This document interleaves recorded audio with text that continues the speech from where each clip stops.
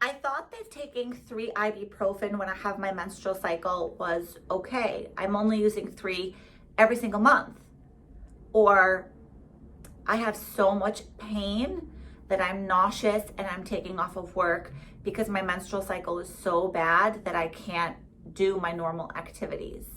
Or I'm having difficulty with my menstrual cycle and I'm gonna go on birth control because it's just too abnormal, it's too heavy, it's too painful, it's too clotty. I definitely need to regulate my hormones. Isn't all of this stuff the stuff that we do when we have our periods? Like, this is all normal stuff, right? Wrong. I'm here to tell you guys that if you are having very painful periods, if they're very clotty, if they're extremely painful and causing you to miss out on your daily activities, or you're finding that you're having hormonal acne and really trying to regulate your cycle, wanting to go get birth control, I just want to share with you guys that that stuff is all not normal physiology. And I know that when it comes to our menstrual cycle, there's a lot of what is and what isn't normal out there. It gets very confusing. So today I want to talk a little bit about what we can expect, what we should expect from our bodies during a normal and healthy menstrual cycle. Welcome. For those of you that don't know me, I'm a Dr. Elise Tercy. I practice functional medicine here in New York, in Garden City. And for those that know me, welcome back to another video. I know a lot of you guys are following me on Instagram, and this was actually a highly requested video to make. I got a lot of messages from you guys about creating this video, and I have a whole host of questions here that I want to talk about that were your questions about menstrual cycles, and even some perimenopausal questions. So let's dive in. What is normal, or what does meet the criteria for normal period pain? Like, where do we draw the line between what's normal and what's abnormal? Well, normal period pain, primary dysmenorrhea, is a little bit of cramping. You can feel your uterus contracting. You might get a little bit bloated. You might feel a little bit more swollen. And really what's happening is that you're releasing all these compounds, chemical compounds called prostaglandins. And that's normal. You feel a little bit under the weather. What's not normal is secondary dysmenorrhea, where you're having extreme pain. You're keeled over. You're literally in the fetal position all day long. You're feeling nauseous. You want to throw up. You have full-blown back pain, full-blown kind of inner thigh pain, clotty, heavy. You're taking time off and you're being reliant on non-steroidal anti-inflammatories. That's where we draw the line. So it's almost like a little bit is okay. Your body is undergoing a very taxing process, to be shedding your uterus and building all these cells that are going to be, shed, versus your body going through this entire process where everything is hurting. It's a matter of how severe the symptoms are. I guess that's a really easy way to think about it, is how severe are the symptoms? Because when they start to be very severe, that's where we start to wonder, is there some type of underlying hormonal condition going on? Is there some type of underlying thyroid condition we're not looking at? Is there scar tissue somewhere in the body that we're not looking at? Is there endometrial tissue in the body that we're not looking at? So when it becomes very, very painful, that's where we start to say something else is going on here. Now let's talk a little bit about what those some things are, because sometimes what happens, and I do work very intimately with women that come to see me because they're having abnormal cycles or they're not menstruating consistently, where their cycle is coming, maybe it's coming 1 month, 28 days, and then the next month, 21 days, and then the next month, 33 days. There's a lot of back and forth. Usually when that happens, there's something going on with something in the feedback loop. And we've talked about this before. If you're familiar with me, you know all about the HPA-O axis, which just stands for the hypothalamic pituitary adrenal ovarian axis. You don't have to know that. It's just a kind of looping system where there's multiple organs involved. So your hypothalamus, which is a gland in the brain, tells your thyroid to do something, and that tells your ovaries to do something, and that tells your adrenal glands to do something. When there's menstrual pain in the body that's debilitating and severe, we start to question the hypothalamic pituitary axis. We also start to wonder, what is the anatomy of the female body doing? So when women come to see me, sometimes they're not sure what's normal or not normal. I think societal normal versus like physiological normal in terms of chemistry are two totally different things. So we talked a little bit about, I'm just looking here at the notes, I want to make sure I cover all of the questions with you guys, a little bit of what is normal. We talked about severe period pain. What causes people's pain to be abnormal were any of the things we just talked about: HPA dysfunction, thyroid dysfunction, and endometriosis. So let's dive into a little bit of information about endometriosis. What is endometriosis? Endometriosis does affect like 1 in 11 women, and it often goes extremely undiagnosed for years of time. And what happens with endometriosis is that normally, let's talk about what's normal. Normally we have a uterus and we have specific tissue that lines the uterus, and the tissue should live in the uterus. It's called endometrial tissue, and it stays where it should stay, which is the uterus. What can happen is that endometrial tissue starts to grow on specific areas or different areas outside of the uterus. So sometimes endometrial tissue can grow on the fallopian tubes. Sometimes it can stick to and adhere to the large intestine wall. There's many places that you can actually have developing endometrial tissue outside the endometrium, which cause pain. So endometriosis is not a hormonal problem or a hormonal imbalance. It's actually an entire inflammatory process that's happening. And a lot of times it does lead to chronic pelvic pain. It can lead to extreme belly bloat that is not really identified from ruling out things like I've ruled out foods, I've ruled out high FODMAP foods, I've ruled out reasons why I think I should be bloated. It's none of those, and I'm still having pain. Okay, so it's a very, very kind of complicated scenario that really there's no diagnostic I wouldn't say criteria, there is a diagnostic criteria, but it often involves invasive looking at the actual tissue, if you will. So there's not a good way to diagnose this on an ultrasound or a sonogram. A lot of times that's what conventional or gynecologists will recommend, but that's actually not the best way to diagnose endometrial tissue. And endometriosis really can cause problems for people, like I said, and they might not know for years and years of time.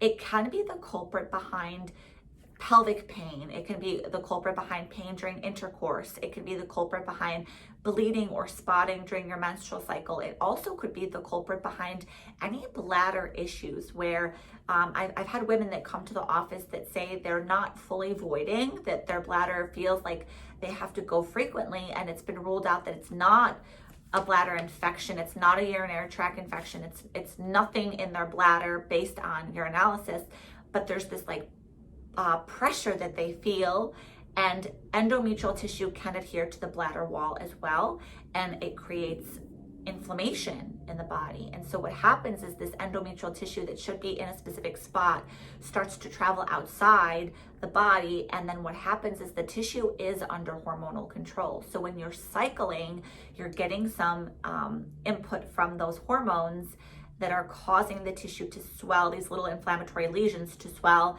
and then get smaller and swell and get smaller. So there's a hormonal component of endometriosis, but it's really an inflammatory condition that affects the whole body, and it's very painful, very uncomfortable, very difficult to diagnose. So there's that component to pelvic pain or to painful menstruation. There's always, is there a possibility that there's endometriosis? Another possibility is there a potential for thyroid dysfunction? So hypothyroidism, where the thyroid is actually not producing enough hormone, is another reason that we have painful periods. So that could be something to be looked at as well, that whenever my females come to me and they're dealing with anything female reproductive, we have to look at this whole host of different things. From, is it anatomical? Is there tissue growing outside the lining? We have to look, is it hormonal? Is there something going on with the hormone systems, namely thyroid hormone? There's other hormones, sex hormones and whatnot, but thyroid hormone, do you have enough production of T3, T4? That's something we want to look at. And then of course, polycystic ovaries. That's actually what you guys wanted to know the most about.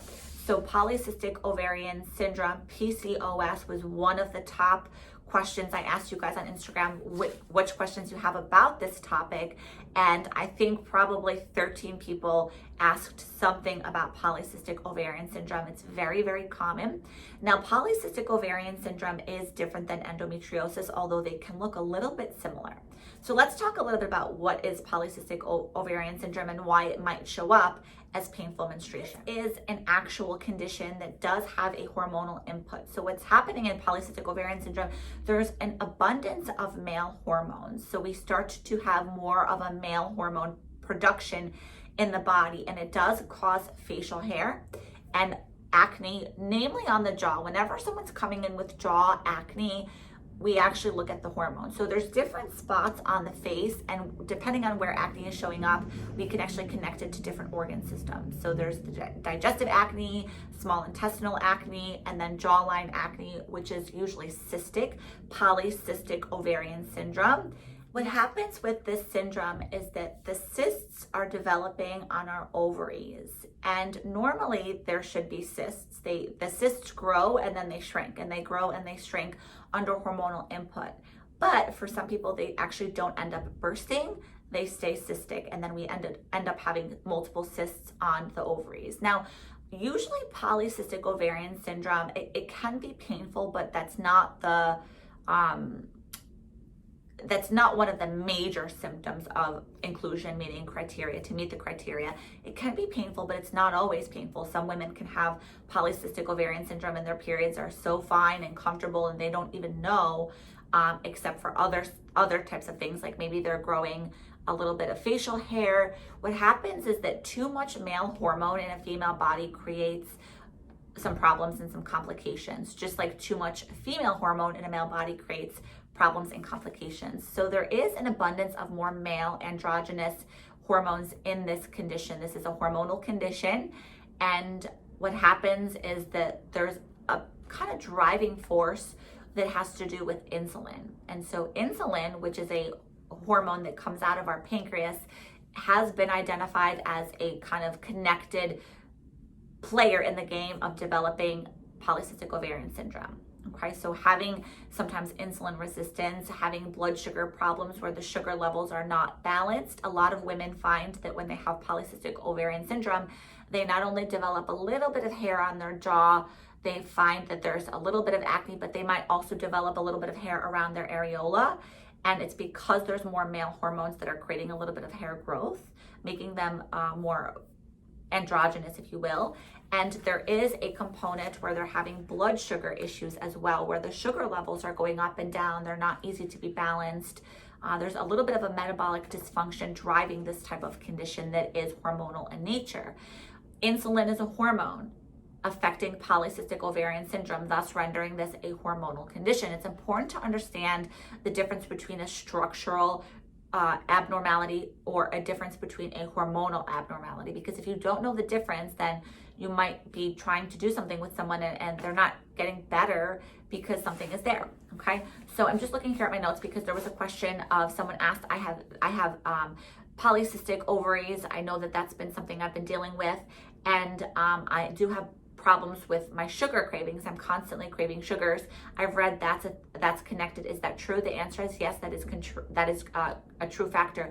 Insulin actually causes a little bit more of a ramp up to the androgen. So when insulin levels are high, we produce a little bit more androgen. So there's a very kind of close connection and friendship, if you will, between androgens and the ovaries. So definitely want to talk a little bit about that. So obviously having insulin issues, if you will, does also create metabolic dysfunction. It creates carbohydrate cravings. A lot of women with this condition are constantly craving carbs and sugar.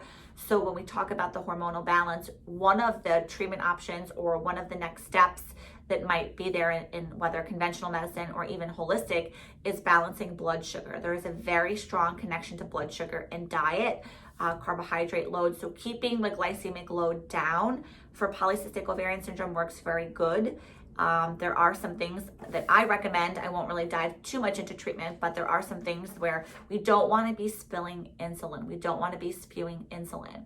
Okay. Now, what caused this condition? It's hard to say the why. There's so many factors going on in these types of conditions, it's hard to say why. We don't always have to know the why. We just have to know that this is happening and let's do something to support it. So that was a little bit about polycystic ovarian syndrome. Now, one of the things that has to be addressed, obviously, when you're dealing with this condition is you've got to talk about the sugar levels. You've got to talk about how do we get this person balancing out their glucose metabolism? How do we get them using more glucose? How do we get their pancreas to not be so either excessively producing insulin or a little bit resistant to processing certain glucose metabolism? So that's through supporting GLUT transporters, that's through helping balance the pancreas, that's through using certain types of botanicals. One of them in particular that I like to use is gymnemia. It's a plant-based sugar destroyer is the name of it in more Eastern medicine. It's a botanical, but it's a great one to use. So there's a lot of ways to support the body.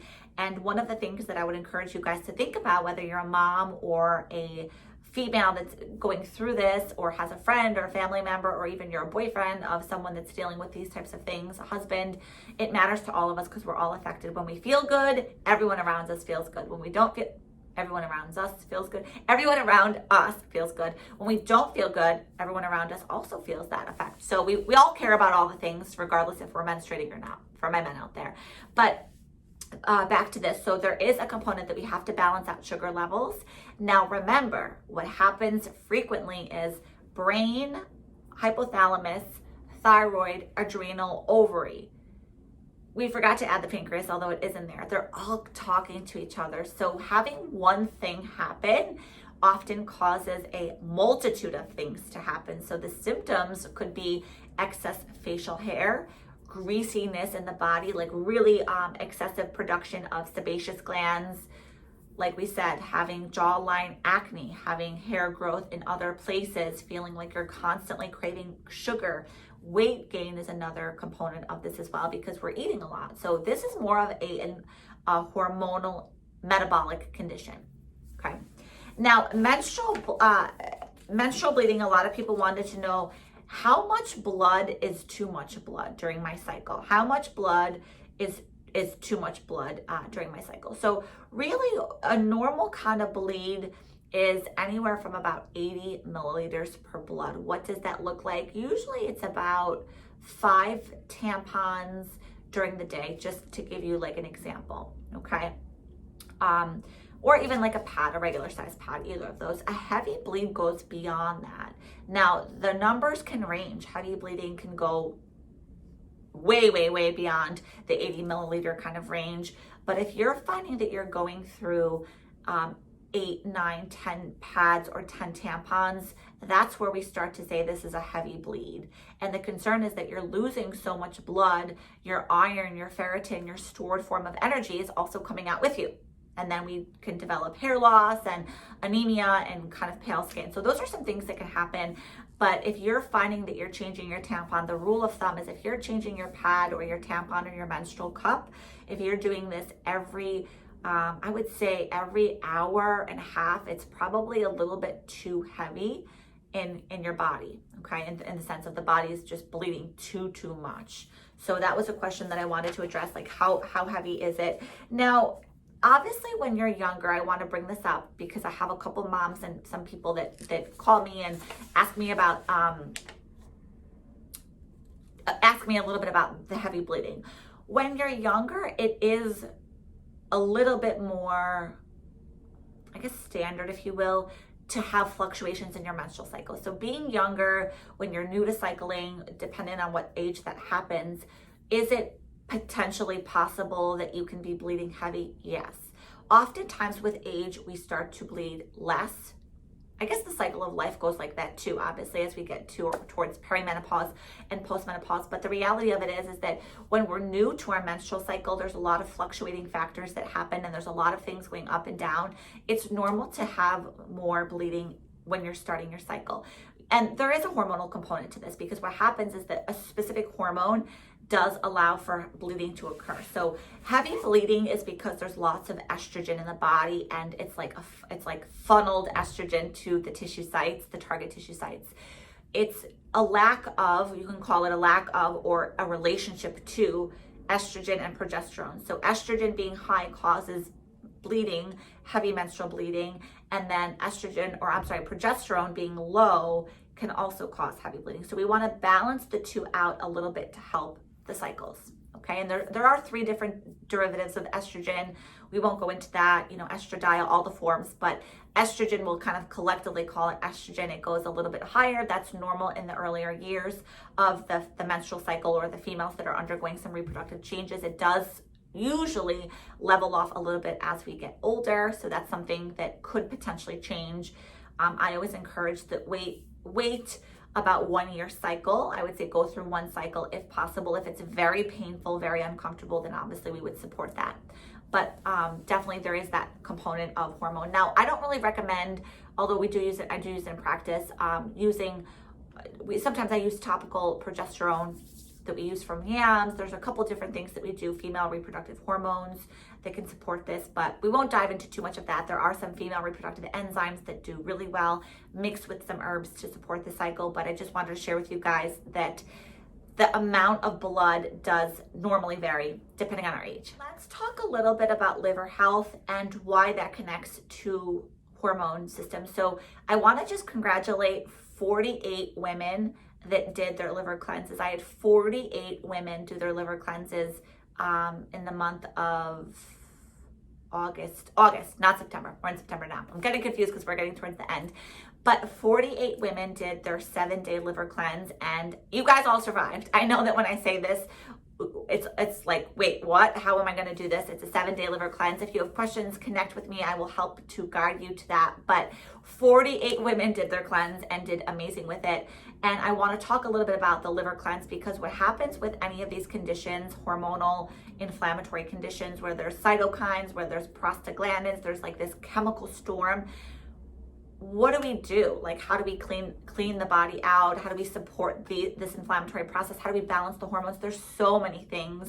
A couple things I'll share with you guys that are very important with the cycle is, one of them is cleaning out the liver, because what happens is that your hormones, your sex hormones like estrogen, are funneled through the liver. All hormones go through the liver for detoxification purposes. And so if there's extra estrogen, the liver is harboring that. Okay, so definitely cleansing the liver is a great step for someone that's dealing with, for example, polycystic ovarian syndrome or estrogen dominance that are causing painful periods in the body. Okay, so cleansing the liver, phase 1, phase 2, phase 3 liver conjugation is always on the to-do list. Now, some people will ask me about, there was a question here too in the notes. Somebody asked, I've heard that DIM can support estrogen metabolism. Is that true? Yes, DIM, diindolylmethane, or 3-indolylcarbinol is the name of it. It's a compound in certain vegetables, certain cruciferous vegetables, namely broccoli, more the darker ones. But DIM does help support estrogen metabolism. It does help clear the liver. However, this is the thought process. You can't just throw DIM into a body and expect it to filter estrogen if the liver, which is the major organ, is not filtering. So can DIM work? Yes. Is that step 1 in anyone's treatment protocol or plan? No. You have to clean the liver, the filter. Your liver is the filter. It's filtering out the hormones. So that has to be step 1. So definitely liver and bowel movements. We actually get rid of additional estrogen through our stool. So through pooping. If you're not pooping, if you're not moving your bowels every single day, you are harboring extra estrogen. We end up finding that we get lymphatic congestion. We end up feeling achy. We start to reabsorb. All of that is because our liver isn't processing appropriately. Okay, and bowel movements. Bowel movements, it's not just about what you eat. You guys know that. If you're new here, you will learn that about me. If you're somebody that knows me, you know I'm very big into bowel movement, digestive support, because the digestive tract is home to your immune system. So we got to be pooping every single day. That's going to be very important for bowel movements. And we have to talk about that stuff because it's part of health, it's part of healing, and we have to really support that. There's a lot of reasons people aren't moving their bowels. Thyroid function can be, low thyroid function could be a culprit, low motility, gastroparesis, certain compounds, certain pharmaceuticals that quiet down the ability to do what's called peristalsis that affects the central nervous system and the migrating motility complex of the gut. We won't dive into that realm, but there are pharmaceuticals that cause low motility. And adding fiber into a digestive system that has low motility is not the answer. I digress. This is why we have notes, because otherwise I will go off on a tangent. Back to the question, does DIM support estrogen metabolism? It does. DIM does, but a step before that is really making sure that the liver is filtered, okay? There are some other ways to also support estrogen pathways. Certain vitamins, in particular vitamin B6, can help also support getting rid of extra estrogen. So vitamins and minerals and cofactors, all of those types of things, enzymes will also support filtering and getting hormones out, conjugating them, allowing them to be used and abused, if you will, to get out of the body. A couple other strategies that do work really nice for period pain or any of these conditions is dairy-free, okay? Being dairy-free. There is different types of casein, beta subunits in specific dairy compounds. So there's A1 beta casein, it's a subunit of dairy, and then there's A2. Well, A1 is very inflammatory and it's found namely in cow product. So dairy-free is often something I recommend. Now, not all dairy is created equally. I don't just endorse cutting out giant food groups from your diet, but cow dairy in particular does really have to come out for a lot of the filtration processes and the kind of the detoxification pathway for hormones, because it does produce inflammatory compounds. It does go down the inflammatory cascade. So A1 cow dairy is inflammatory, okay? And just to be mindful, cow dairy is found secretly in things like pasta, like bread, like chocolate. So although you're not necessarily consuming milk, very infrequently do I hear people even talk about milk. To be honest, I don't hear that a lot. I don't know if it's the realm that I'm in where the types of people and patients coming in are very familiar with some knowledge of nutrition. So very rarely do I hear people say I'm drinking a glass of milk. I think that's from the 90s. But definitely removing cow product is supportive to the menstrual cycle and for pain, because it does produce those inflammatory pathways. There are other foods too that can also cause inflammation. I know we're not really talking about that right now, but certain food groups do talk about that. This is not an endorsement for a documentary, but there is a really great documentary on Netflix. There's two that I love. One of them is called What's with Wheat.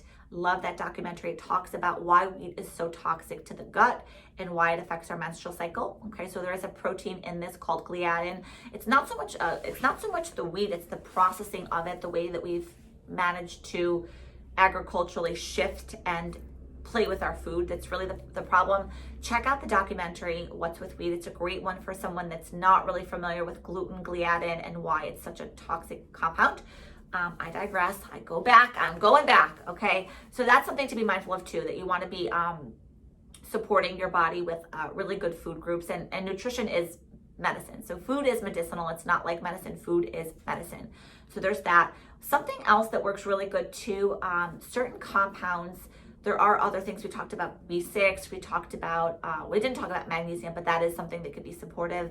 Zinc also works really well. So not only taking these things, but allowing our body to absorb and to process them. So I don't just throw supplements at my women that have these problems.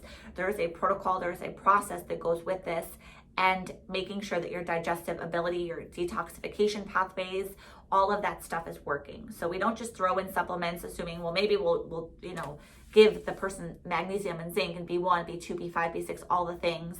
No, we actually want to make sure that they're processing and digesting things first before we do supplements. So enzymes allow us to benefit more from supplementation, okay? So that's it. I think I covered all of the questions from you guys. If you don't follow me now, you're more than welcome to. I'll link my handle on Instagram down below. I'm Dr. Elise Tercy on all platforms. So if you need to find me somewhere, just check me out on wherever, Dr. Elise Tercy, on Facebook, on Instagram, on YouTube, on Google. Those are all just the places that you can connect with me. But there is more information there, and I love hearing from you guys. I feel like it supports you. So let me know what you want to learn more about with your menstrual cycle, and we'll talk about that. Thanks for tuning in, guys. I hope that you learned something valuable that can help support you in your healing journey, and I look forward to seeing you in the next video. Talk to you guys later.